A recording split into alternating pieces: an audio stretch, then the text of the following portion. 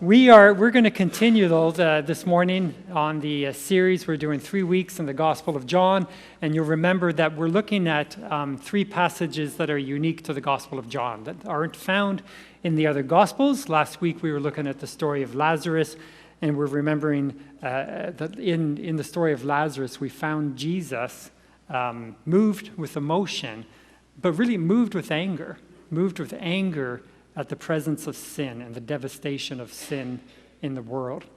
And we were, invited to reflect on that and to reflect upon our own lives and how we should respond to the presence of sin in our own lives and be moved by that. And this week we're going to look at a very familiar story, the story of the foot washing, which is found in John chapter 13. So I'm going to invite Blair to come up and do our scripture reading this morning.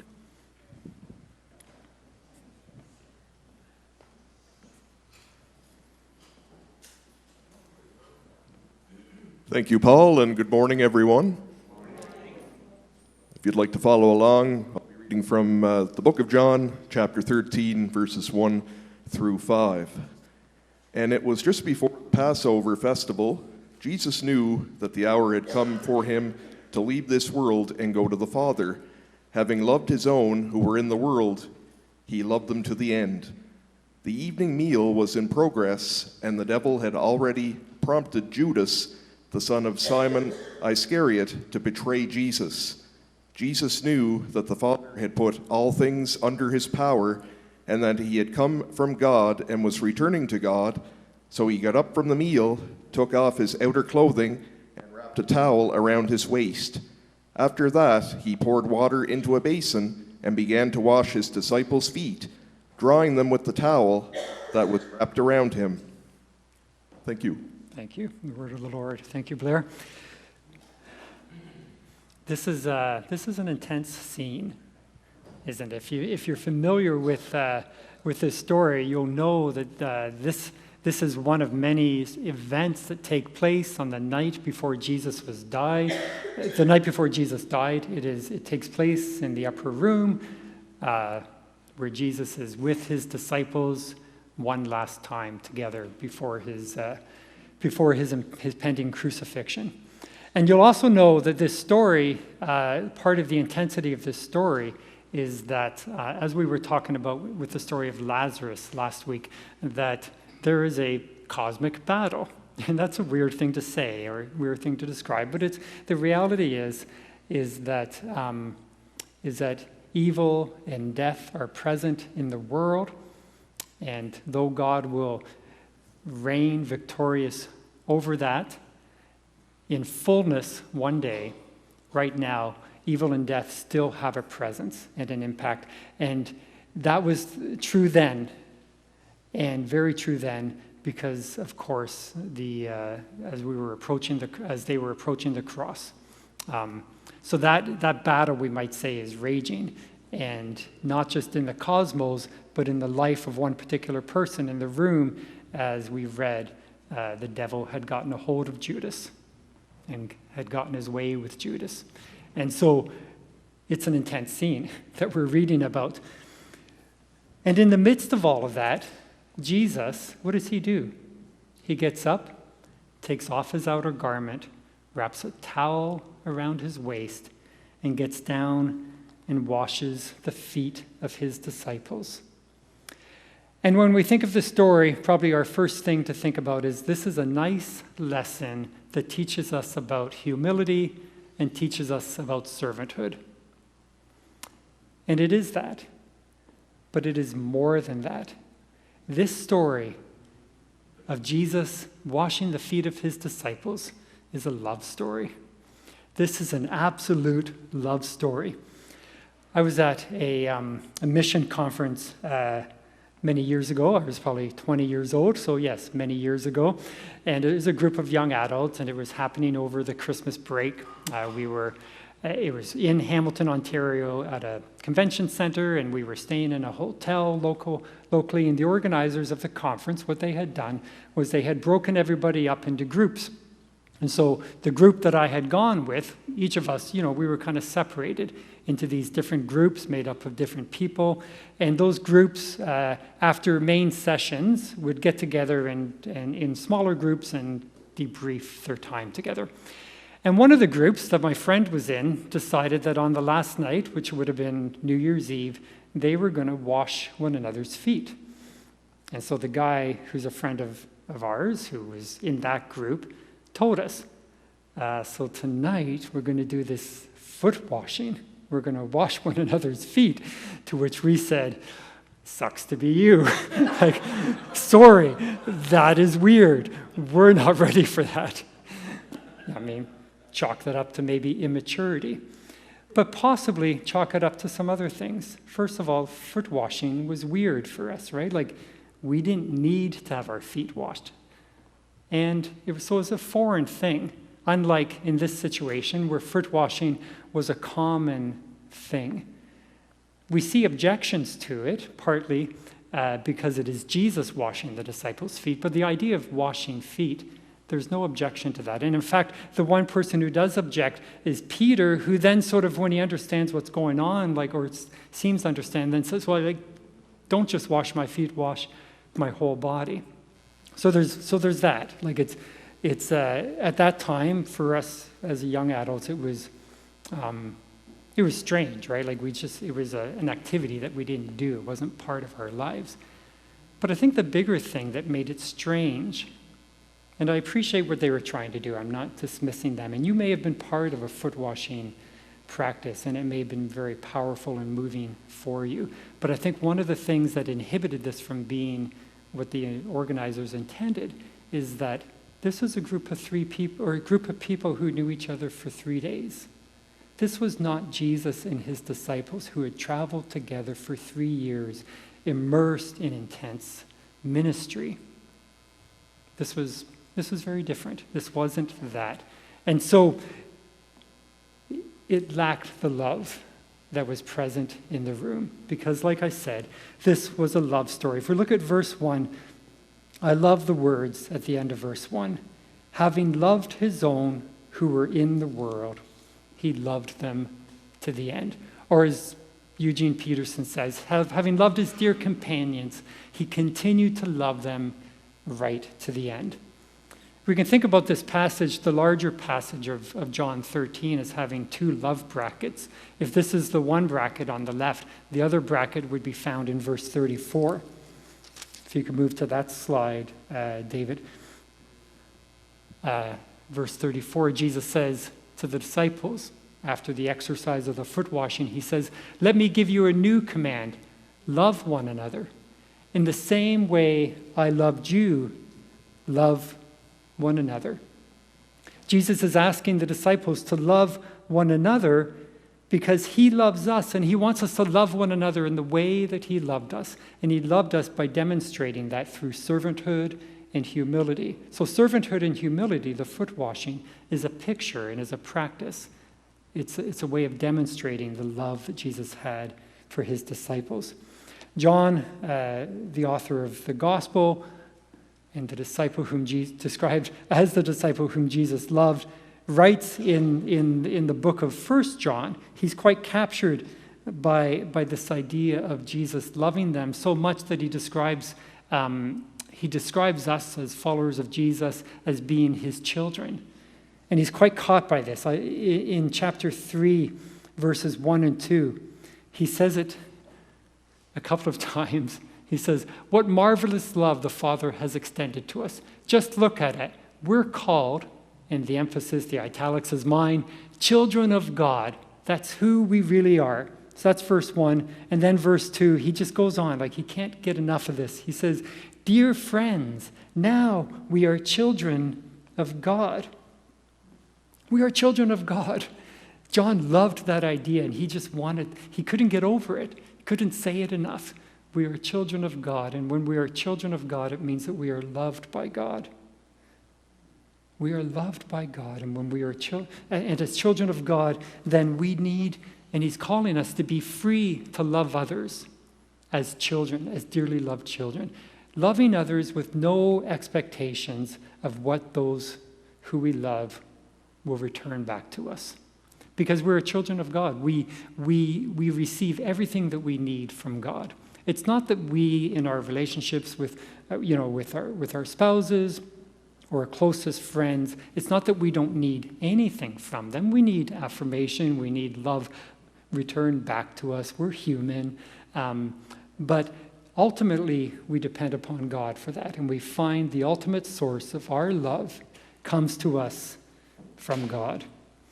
Henry Nouwen, in one of his books called Clowning in Rome, talks about visiting the city of Rome. And he gives us two images from the city of Rome. One of the images is of, as you can imagine, if you've been to Rome or any crowded European city. I got a taste of this when Sophia and I were in Quebec City this summer. The narrow cobblestone streets and the cafes and the people out on the sidewalks. It's a crowd of people, and you're immersed in that. And what Henry Nouwen would say is that when you're in that sort of vibrant crowd full of life, it represents the desire that we have for relationship with one another. So if you're a person who loves cities and crowds, that works for you. If you hate crowds, that image may not work for you. But you can imagine, we are people who are designed and need relationship with one another, and that being in the crowds pictures that for Henry Nouwen. But he also sees in the city of Rome these domes, and of course there's the famous one, St. Peter's Basilica, but then there'd be many other domes, church domes across the city of Rome. And these church domes represent what he calls vacant spaces. They are quiet spaces. They are often empty. And they are spaces where we can go to dwell with God, to be filled with God, to remind ourselves that we are his children. So you have these two images of Rome. You have the crowds and the people needing relationship with one another, representing our need for relationship with one another. And we have these vacant spaces, these domes, representing our need and desire to be filled with God's love, to remind ourselves that we are his children, to know who we are. And I think that's the important point I want to make here, is that we need to understand and know that we are children of God, loved by God. And why is that important? It's because in this passage, Jesus understood that about his Father and his relationship with his Father. So the other thing that we see significant in this first verse is that Jesus knew that the hour had come for him to leave this world and go to the Father. Jesus knew this. He was in intimate relationship with his Father. And again, John repeats that again in verse 3. Jesus knew that the Father had put all things under his power, and that he had come from God and was returning to God. Jesus knew this because he knew God, and he was in intimate relationship with him, just like we can know that we are children of God. And by being in intimate relationship with him, we are free to love as Jesus was free to love. And this is Jesus loving his disciples, people who he was not dependent upon to return to him. In fact, one was going to betray him, one was going to deny him, and 10 were going to ghost him on the night of his deepest need, his darkest hour. He was going to be left alone by these same people to whom he was washing their feet. Yet Jesus was free to love them because he knew who he was. This is the vision Jesus has for us as a church, as a community of people, to be people who know God and are filled with God, who enter into those vacant spaces and allow God to fill us so that we are free to love one another and to be a community of disciples, loving one another so that the world will know that we are his disciples. That is a picture that I think should be compelling for us as a church. I would love that if that was, and I shouldn't say it, it's not. I believe it is. But let's remind ourselves of that. Let's remind ourselves that this is a beautiful picture that Jesus has for us, that we are a community of people who love one another in the way that Jesus loves us. And we are able to do that as we are filled with his love, for us, dwelling in those vacant spaces, allowing God to fill us with his love.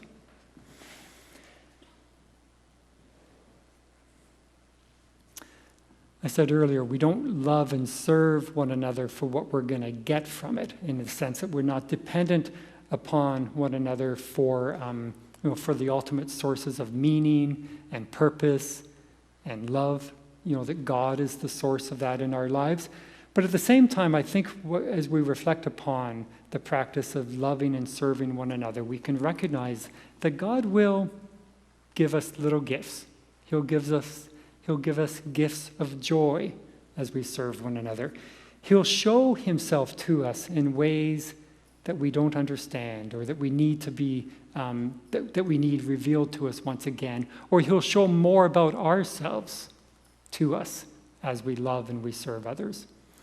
As we sacrifice, God might show our lack of willingness to do that. God will reveal more of himself, more of ourselves to ourselves, and God will give us the gifts of joy and delight as we serve. This story, I think, can be as well illustrated, this reality, I think, is well illustrated in a story of a guy named Dr. Robertson McQuilkin. I didn't know this story until recently. I was reading about this guy. Robertson McQuilkin was the president of a renowned Christian university in the U.S. called Columbia University. This would have been back in the 80s or 90s. This university, or as the president of this university, Robertson would have been in his late 50s at the time. He had accomplished much in his tenure.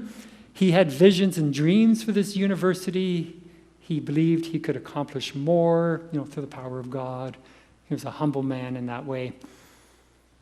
But then something happened in his life. He was driving one day in his car with his wife, and they had another couple with them, good friends. And as they were driving, his wife told this funny story. Everybody laughed. 5 minutes later, his wife tells the same story, oblivious to the circumstances, tells the same story again. Nobody laughs. Something's happening here. What's going on? And so, of course, Robertson is acutely aware of that, and afterwards takes his wife, they go together to the hospital, they go to doctor's appointments to see what's happening, and sure enough, she's in early onset dementia, eventually Alzheimer's disease. And so at some point, he's maintaining his role as the president of this university and caring for his wife until he gets to a critical point where he needs to make a decision. And his wise friends around him say, you've got the resources, you can do this. Put her in a good home. She'll be well looked after, and do the work that God has called you to do. Fulfill the visions of this university as you imagine doing. And he decides, no, this is not what God has called me to. I'm called to resign from my position and to be my wife's full-time caregiver. And through that time, things happen. It's not always easy. He tells us one story of before his wife, and this is terrible to talk about, but eventually his wife has to go to diapers. But before they got to that stage, she's going to the toilet and she doesn't make it. And he talks about cleaning up around her and her sort of trying to help, but making matters worse, and him getting frustrated and hitting her in the leg. To which he breaks down. He's broken by that because he had never touched her in his life. And so he seeks her forgiveness and seeks God's forgiveness and experiences God's forgiveness and God's grace in that moment. But it wasn't all these awful, difficult stories. And I'm going to leave you with a quote that he gives about talking about his experiences. And look for the word joy in this. These are his words. It is all more than keeping promises and being fair, however. And here he's talking about the promises of his vows, his marriage vows, and he's talking about the fairness of, his wife made it possible for him to do his career for so long. He felt like part of his obligation was to now care for her. So to be fair. But he says it's more than just the vows, and it's more than just being fair. As I watch her brave descent into oblivion, Muriel is the joy of my life. Daily I discern new manifestations of the kind of person she is, the wife I always loved. I also see fresh manifestations of God's love, the God I long to love more fully. Muriel is the joy of my life, he says, and he experiences more of God and more of his love for his wife through this experience. It's this powerful story of servanthood, but also receiving back from God, God's grace. You get a sense that this man, Robertson McQuilkin, knew who he was, that he was a man loved by God, that he was a child of God. He understood this, and because of that, he was free to love, free to serve his wife, and experience grace and joy in the midst of it. And this is the invitation that I think we receive in this story, the invitation to serve one another out of God's immense love for us, to be reminded that we are his children, and in that we are free to love and to serve one another as a community of disciples. And the story of Jesus washing the disciples' feet, it's more than just a story of humility and servanthood. It's a story, it's a love story, it's the ultimate, it's a picture forward of the ultimate act of love that was to take place the next day. And so with that in mind, we're going to invite Shane to come up to lead us in communion this morning. I'm going to pour that.